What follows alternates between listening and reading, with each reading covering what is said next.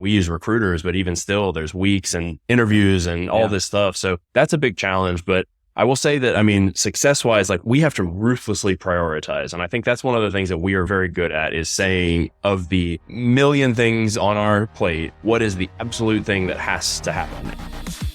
Welcome to the High Voltage Business Builders Podcast, a show where we interview high voltage entrepreneurs growing and scaling through e-commerce, real estate, and other wealth without Wall Street ventures, showing you the path to making your first or next million.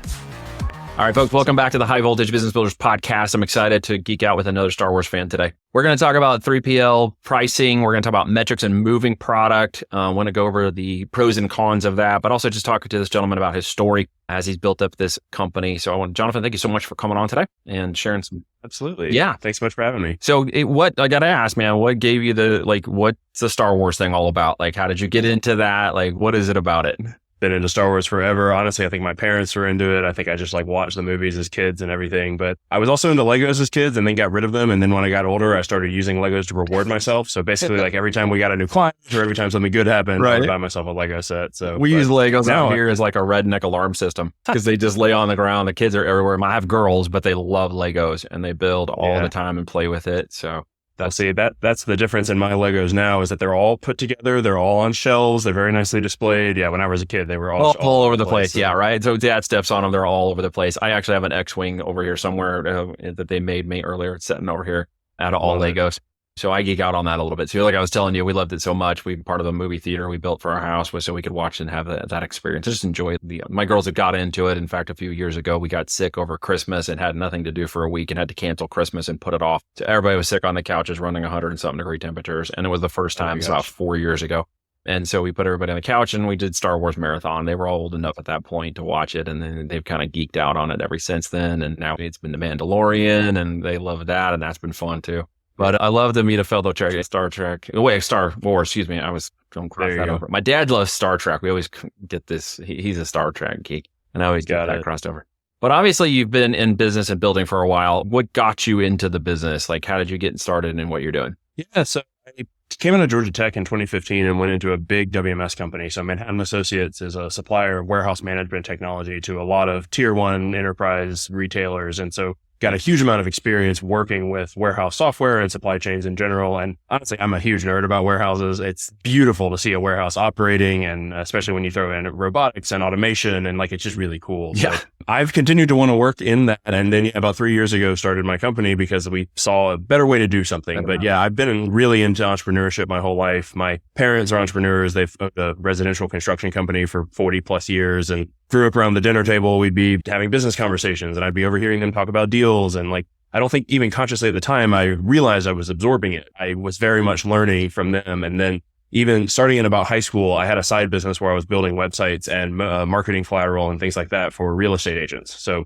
through some of my parents' connections, got connected with some real estate agents that I then built websites for. And yeah, so I've just kind of always dabbled and always wanted to do something on my own and taught myself to code right out of school. And then, just kind of got into it and learning something every day. So yeah, teaching myself how to code was one of the things I did as well. And I resonate with that because I'm 47. And when the internet was coming online, no one was teaching anybody how to do any of that. No one really knew how to do it. It was all book learning or on the job or just after hours stuff. So I did it as a means to an end. He may have done it a little bit that way too, but that's a cool story and I appreciate that. I resonate with it. But one thing I didn't have and you did, and this is cool and I appreciate it now as I hear you say it, is around my dinner table when I was a kid. That's not what we talked about. That is not how my life was. Blue collar dad didn't really talk a whole lot. Business and finances were something we didn't talk about. And as people probably heard me say before, money in our house was a 4-letter word. You didn't talk about money because you disrespect dad, right? And so we didn't do that. But in my house now, that's a topic almost every day in our household and conversations.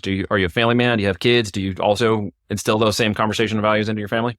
Don't have kids yet. Honestly, the business is my kid. So I have a long-term girlfriend. We've been together for 5 years almost, but who knows what'll happen down the road. But yeah, business is all that I focus on right now. I was talking to somebody the other day and they were like, well, how are you in your personal life? And my response was, there's a personal life? Business?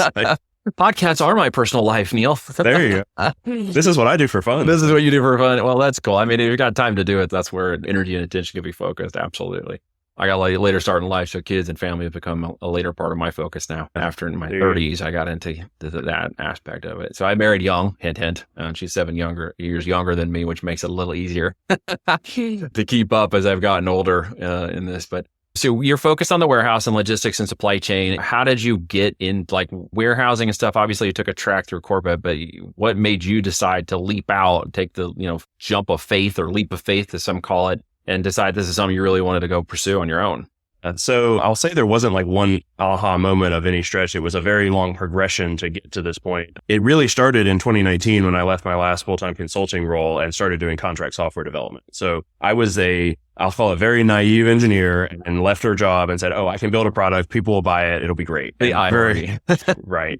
Quickly realized that's just not how it works. Yeah. But I had bills to pay. So okay, how can I get revenue? Let's start building for other people. I luckily found a couple of big clients and was building applications and websites for them. But I always knew I wanted to do product. And so I started attending a accelerator program that's connected with Georgia Tech, actually. Yep. It's called ATDC, the Advanced Technology Development Center. And they have a bunch of just kind of continuing education classes is maybe the way I'd say around entrepreneurship. And that's where I got a lot into lean startup. And they introduced me to authors like Steve Blank and Eric Ries and some of these like just amazing books. So I started consuming just a huge amount because I'd had this entrepreneurship in me, but I'd never done a software product based company. So I really said, let's take the opportunity while I'm coding for other people, while I have flexibility. Yep. That was kind of a key. I could take coffee meetings at 3 p.m. and I could do the things I needed to progress the product, even though I was still earning revenue in this other way. So, but yeah, these classes and learning and just kind of getting into it. And so then that developed into true customer discovery, which is talking and interviewing folks and trying to identify a problem, and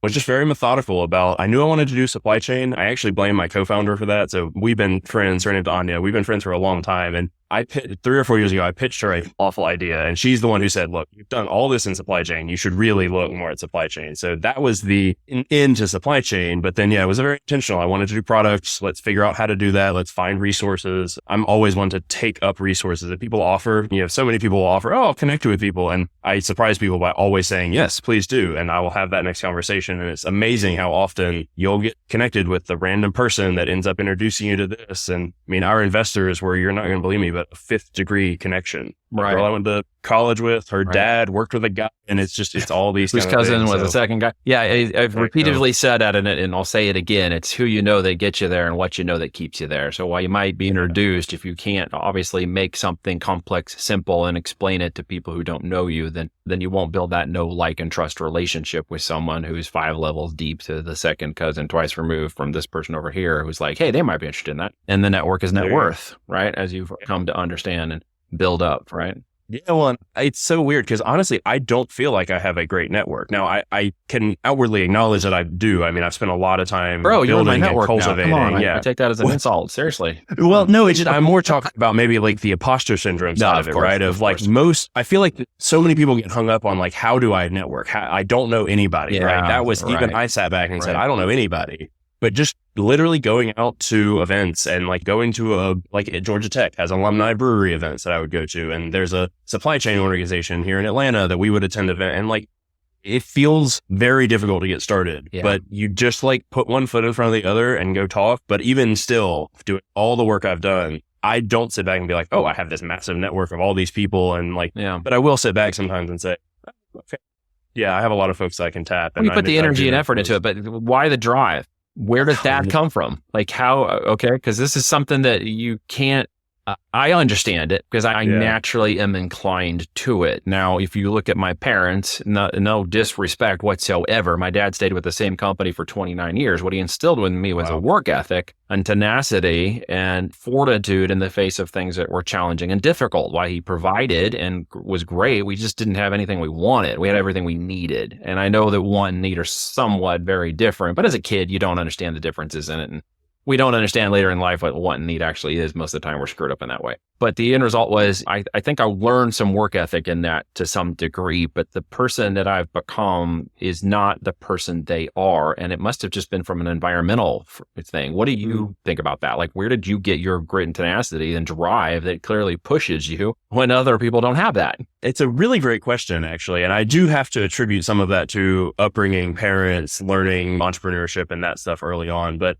I really think of it as it's related to time. That's my biggest thing is I look at entrepreneurship as a way to gain time in the future because to your exact point, I mean, amazing that people can work at a company for 30 plus years. And if that's happiness to them, that's incredible. But unfortunately, that's not happiness to me. I've discovered that is just not the path that I want to take. And so I look at this as an opportunity to find something down the road where I can actually just pursue the passions that I want to. I think that's a difficult thing to achieve sometimes if you just climb the corporate ladder. So versus I'm also loving what I'm doing now. That's the other crazy thing. Like I get to have this potential future where I have time that's on my side, but then also I get to walk to our office every day because I got to decide that the office was near my apartment and I'm in a really cool building and all these things. So it's like, it's almost the best of both worlds. You get to have an incredible experience. Like starting this company has been the best thing I've ever done for myself. Like I'm so much more outgoing now, even like I was at a birthday party recently and actually could talk to people. I used to be a horrible introvert and like I would have social anxiety and like I just have to get out of your shell. Programmer MO though, right? If people today you sort of see you like in a dark room huddled behind a screen, you almost look nefarious to some degree. Like what's he doing on that computer? But that's not you. I mean, your whole body type ambiance is not there, which is probably why you're not a programmer much anymore. I suspect you've got a whole team of people, right?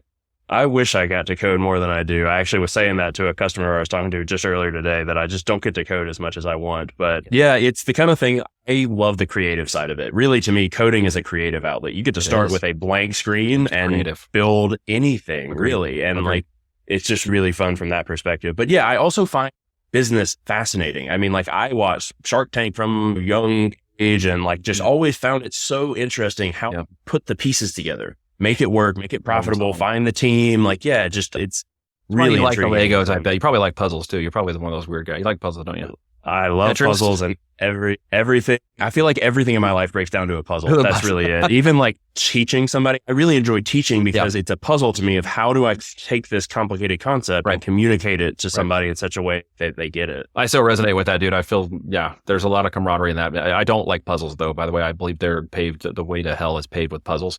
Frankly, I hate We'll have to unpack that. My wife loves puzzles and that is her deal. For me, it's just like, it's too confining. Like, there's got to be another way. Like, I see the picture, I see the way things go, and I'm more interested in the way the picture was created and developed, not the actual execution of the picture.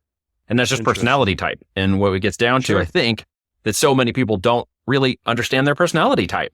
Maybe they're a little confused. Maybe they're a little too easily influenced by others, or they go follow too many people and get too convoluted with this hopium mindset mentality and stuff and don't actually get down to the basic fundamentals of who they are and how to execute things. And clearly you figured that out, but I suspect it's not all just rose blossoms and golden paved roads to the result, right? Yeah, it's a lot of, there's a lot of personal energy, I'd say, that goes into doing anything on your own, even if that's just a solopreneur kind of running your own thing. But it is, I don't think that a lot of people understand the just emotional and physical, mental toll that it can take on you. Like just specifically, I get more sick now than I ever used to. Just little colds and nothing significant, but it's like, it's a literal thing that you can measure now that I get colds 5 or 6 times a year and I never used to. And I think that's just because I'm tired and I'm working all the time and I'm drained and like I get 4 to 5 hours of sleep each night. And my therapist tells me that's not a good idea, but that's unfortunately the stage that we're at.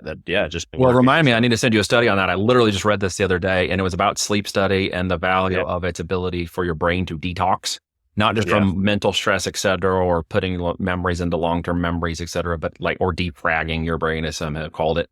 But there's literally a detoxification, a physical aspect of your body that goes with it. It helps with your mental health and talks about the way that it is actually matched up with low sleep deprivation or no sleep and Alzheimer's and other things that are tied to that because of the chemical and the buildup in your brain. So I'm going to send that to you because you need to get at least 6 hours of sleep, bro.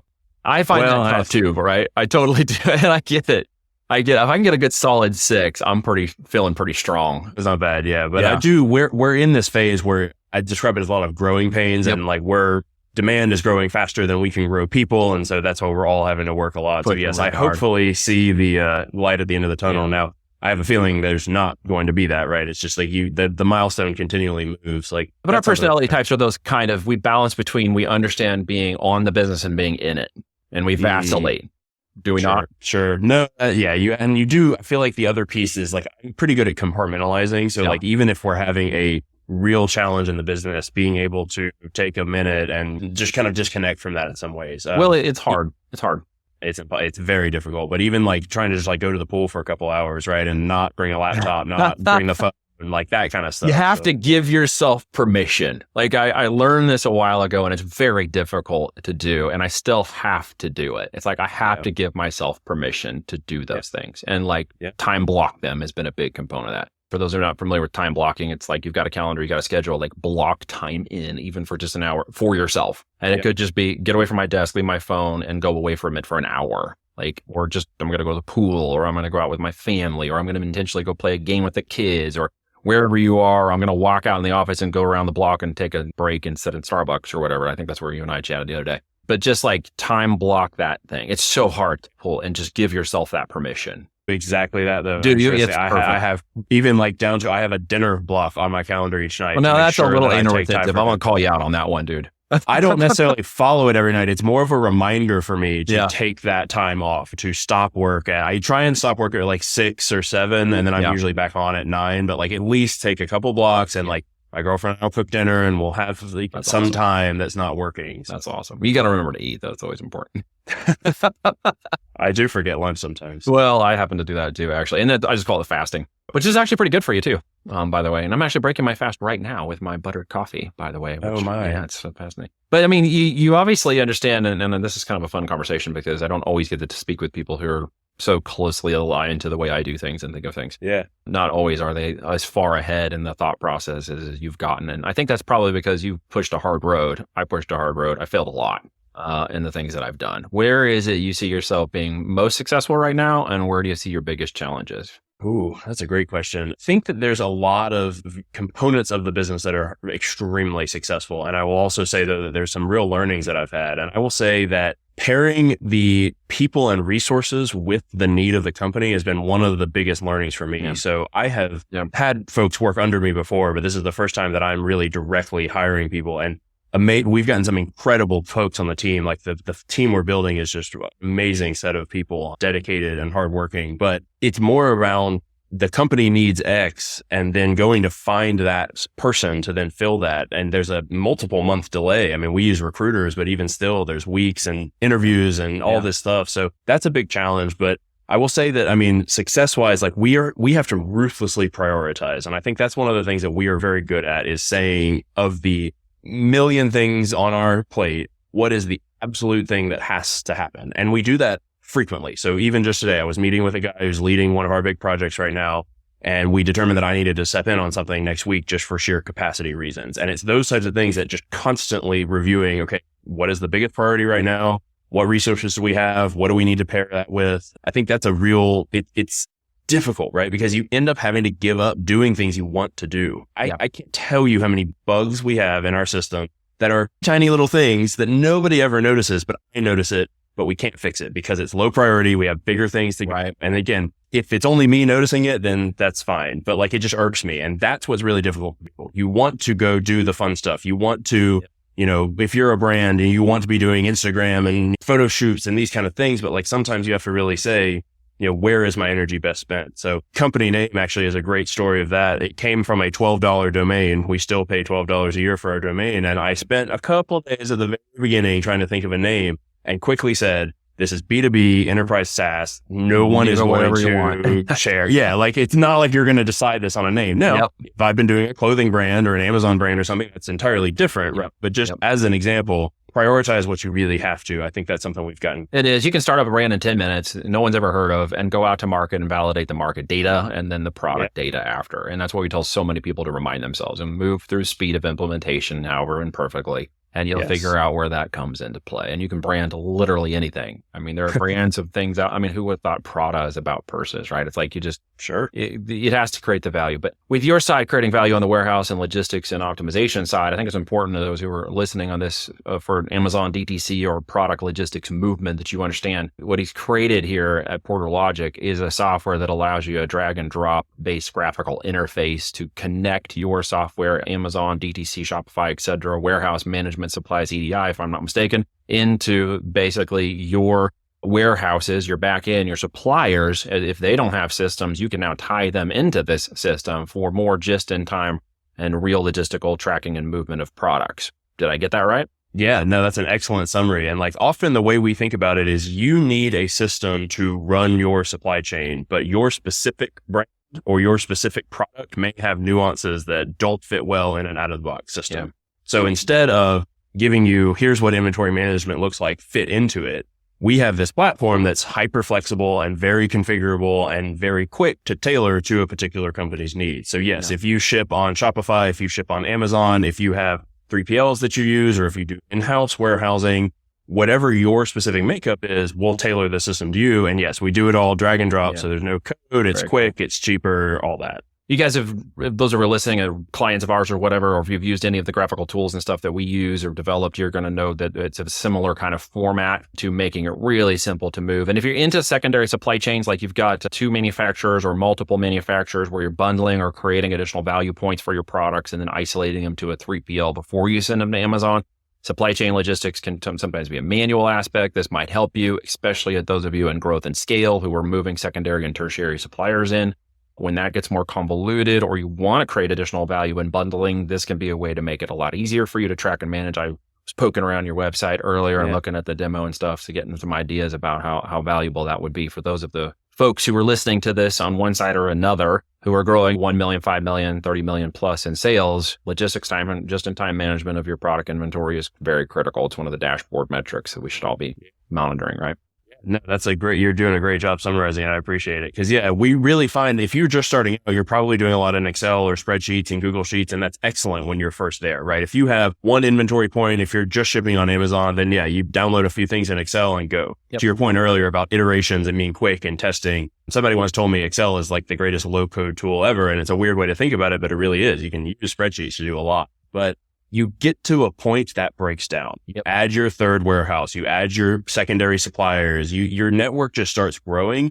And often if you are growing, you're growing exponentially, right? You're not going to be adding these if you aren't seeing a bigger and bigger opportunity. So you don't have time almost to catch up. I mean, and especially you look at some of these legacy WMS kind of solution providers, it's 12 plus months to implement these systems. And that's just not feasible for these types of digitally native companies that need speed and agility. So that's just 5 years ago, man. I mean, how much has changed? AI systems, infrastructure, the ability for hyper growth. I made a post on Facebook the other day, which really brought out all the weak minds. I said, we entered an age where the 1 to 2 person companies and 10 million ARR is real now. And people are like, well, what about businesses? What, tell me if that's true or not. I'm like, you're out, man. Like you have no idea how fast we're moving and how quickly in 10 years this has changed. Only to imagine where the next 5 years is going to go at the level. I assume AI is involved in what you're doing. We honestly don't do a ton with AI now, although it's on our product roadmap. So we started actually with just saying, let's solve the bare bones of what is really needed. Let's build the underlying infrastructure. Let's build this platform. Now, actually, I was talking to one of our lead engineers the other day, and we were talking about, okay, how does AI start layering in? How can we start adding some of those components? Honestly, a lot of what we're solving for companies is kind of the unsexy, gritty. You have this massive inventory spreadsheet, and you just need something that can replace that, but you can't find an inventory management system that fits your nuance. We're implementing a food brand right now, and they have a lot of expiration date and shelf life and temperature zones, and they have allergens. They can't put nuts and things together. So there's these nuances that come up that are dependent on your specific business, right? You might have apparel and you might need to do kitting, to your point, or cosmetics, and you may need to be able to put something together. So often we're helping companies that are doing some kind of value add, whether that's just in your warehouse, maybe that's just price tagging or gift wrapping or things like that, or more solid manufacturing, actually, of putting the products all together, assembling raw components. Often what we help there really is optimizing that raw material, right? That's one of the main metrics that we hear people talk about is we want to minimize waste. If you're talking food, or even if you're talking, we have a company we're talking to that does building construction material, and they want to minimize the amount of these sheets of plastic that they cut. So it's the type of thing that you really want to maximize how much you're putting in. And that's where then a platform that can flex exactly to what you need can really fit. You don't have all these workarounds. You don't have all these spreadsheets. It's spreadsheet hell. That's what we often help with customers. So it's getting beyond spreadsheet hell. And I'm used to joking that some of these enterprises, even up in IBM, when I was there for a while, we use spreadsheets for so many things. It's become everywhere. For so much component of that. We started out in spreadsheets and moved ours all into dashboard-based systems now. There's the exact trajectory, right? Started in a spreadsheet because it's great, it's quick, it's fast. But then when you need to move into something else, grab a system that works. And you just made me think of 2 contacts I need to put you in touch with. One in particular. Oh, sure. On the food side just reminded me. So I will make that introduction to you because there you go. Network, right? Well, look, Appreciate man, it. You loved your energy today. Loved the information you brought. Guys, go over to portalogic.com and check out what Jonathan is doing and his team. If you're into anything on any scale and size and growth and connectivity and moving through the next steps of business growing, logistics, just in time, supply chain, optimizing your infrastructure and your costs are going to be very important. These guys are the ones you want to talk to when time comes to get there, man. Hey, last question. Yeah. Anything you didn't ask you that you want to tell people about today or that you want to leave them with? Ooh, I think that the one thing that I love to leave people with, so many people don't understand what goes on behind clicking buy on a website. And I just love in some ways that people are paying more attention to supply chain now, because people get mad when a box doesn't show up in 2 days. And you don't realize that 18 people and 12 trucks and a boat and a train have touched that box just to get there. Right. And it's fascinating, right? And I love to leave that with people of like, just think about what happens to that box. How did that label get on that box, right? You see all the labels that Amazon puts all over it. Like, where did that come from? Like, and it's just really interesting to kind of peel back that onion. So. Yeah, no, it really has changed so much. And there's so much in movement now, and e-commerce being such an exponential growth in the last 3 to 5 years. Can only imagine where your growth is going to go and where the whole industry is really moving. So it's been a great conversation, man. Thanks so much for coming on with me today. Yeah, loved it. Really enjoyed chatting. Thanks so much for having me. All right, guys, go over, like, share, comment, love, follow, engage, ask questions. Go to porterlogic.com. Check out what Jonathan and his team is doing over there. If you like Star Wars, give them a shout. Guys, thank you so much. Help me beat big tech by getting this out and letting everybody hear this message today. Thanks for joining the High Voltage Business Builders podcast. Ask you this. If you're serious about building an e-commerce business starting on Amazon FBA, what if myself and my team worked with you one-on-one to execute the steps outlined in the podcast while helping you discover what the heck to sell, how to make sure it's profitable, and how to successfully launch a brand, plus how to do it under a consulting plus performance-driven model where I put a $10,000 skin in the game guarantee for those that show up and are serious about building a real business done with us?